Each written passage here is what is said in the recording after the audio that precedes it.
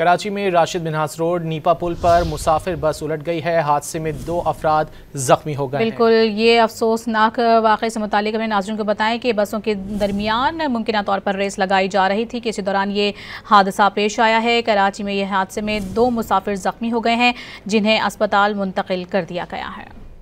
कराची में Rashid Minhas road Nipah पुल पर मुसाफिर बस उलट गई है। हादसे में 2 अफराद जख्मी हो गए। बिल्कुल, ये अफसोसनाक वाक़े से मुतालिक अपने नाज़रीन को बताएं कि बसों के दरमियान मुमकिन तौर पर रेस लगाई जा रही थी कि इसी दौरान ये हादसा पेश आया है। कराची में यह हादसे में 2 मुसाफिर जख्मी हो गए हैं, जिन्हें अस्पताल मुंतकिल कर दिया गया है।